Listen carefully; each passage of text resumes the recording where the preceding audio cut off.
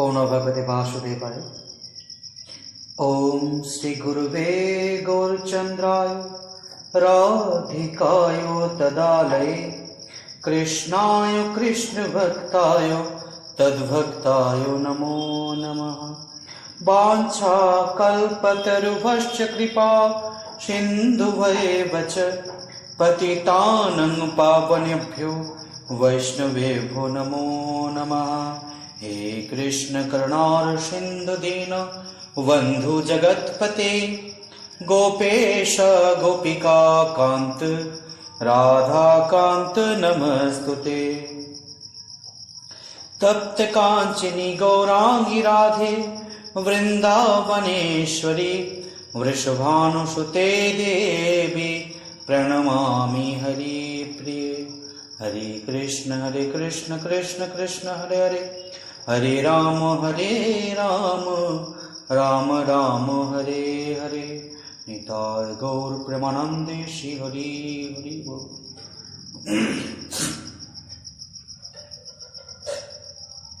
মাঘী শুক্লপক্ষিয়া জয়া বা ভূমি একাদশীর ব্রত মাহাত্ম্য আপনাদের কাছে প্রকাশ করছে। জয়া বা ভূমি একাদশীর ব্রত মাহাত্ম্য ভবিষ্যৎ পুরাণে যুধিষ্ঠির শ্রীকৃষ্ণ সংবাদে বর্ণিত আছে। গরুড় পুরাণে মাঘ মাসে শুক্লপক্ষিয়া একাদশী তিথিকে ভৌমি একাদশী নামে অভিহিত করা হয়েছে। কল্পান্তরে বিভিন্ন পুরাণে বিভিন্ন নাম দেখা যায়। পদ্মপুরাণ অনুসারে জ্যৈষ্ঠ মাসে শুক্লপক্ষিয়া একাদশীর নাম পাণ্ডবা মৃঞ্জলা বা ভীমসেন একাদশী বা বৈমী একাদশী। যুধিষ্ঠির বললেন যে, হে কৃষ্ণ, আপনি কৃপা করে মাঘ মাসে শুক্লপক্ষের একাদশীর বিশেষ বর্ণনা করুন। ভগবান বললেন যে, হে মহারাজ, মাঘ মাসের শুক্লপক্ষের একাদশীর নাম জয়া। এই তিথি সর্বপাপ বিনাশিনী, সর্বশ্রেষ্ঠা, পবিত্রা, সর্বকাম ও মুক্তি প্রদায়িনী। এই ব্রতের ফলে মানুষ কখনো প্রেতত্ব প্রাপ্ত হয় না। একাদশীর নিম্নরূপ উপাখ্যান শোনা যায়। এক সময় স্বর্গলোকে ইন্দ্র রাজত্ব করছিলেন। সেখানে অন্য দেবতারাও বেশ সুখেই ছিলেন। তারা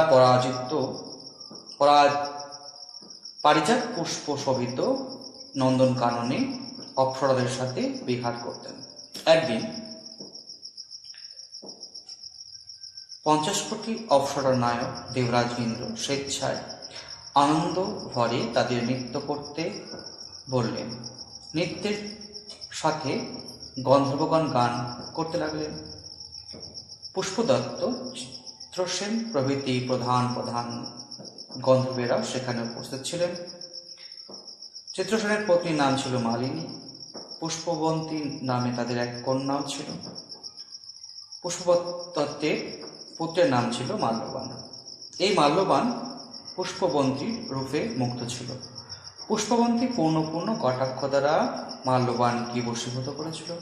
ইন্দ্রের প্রীতিবিধানের জন্য তারা দুজনেই নৃত্যগীতির সেই সভায় যোগদান করেছিলেন, কিন্তু একে অপরের প্রতি আকৃষ্ট থাকায় উভয়ের চিত্ত বিভ্রান্ত হয়েছিল।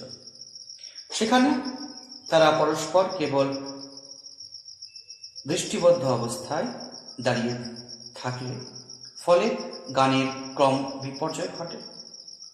আর তাদের এই রকম তাল মান ভঙ্গভাব দেখে তারা যে পরস্পরের কামাসক্ত হয়েছে, দেবরাজ ইন্দ্র তা বুঝতে পারলেন।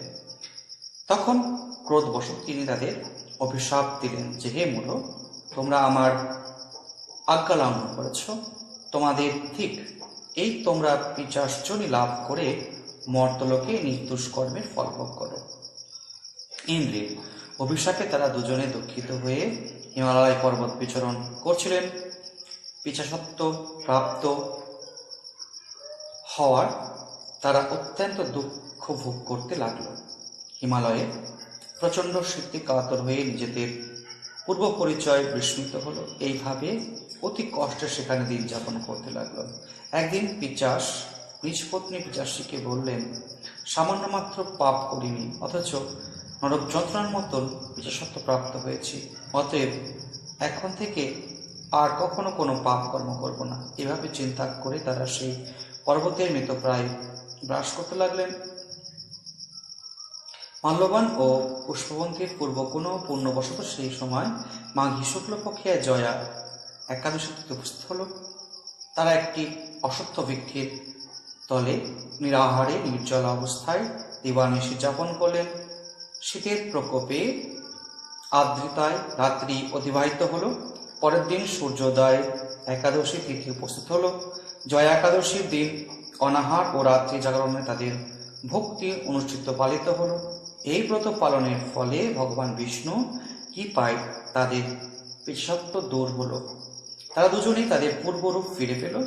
তারপর তারা স্বর্গে ফিরে এলো। দেবরাজ তাদেরকে দেখে অত্যন্ত আশ্চর্য হলেন। তিনি জিজ্ঞাসা করলেন যে, কোন পুণ্য ফলে তোমরা পিতৃসত্ব দূর হলে? আমার অভিশাপ থেকে কে তোমাদের মুক্ত করল?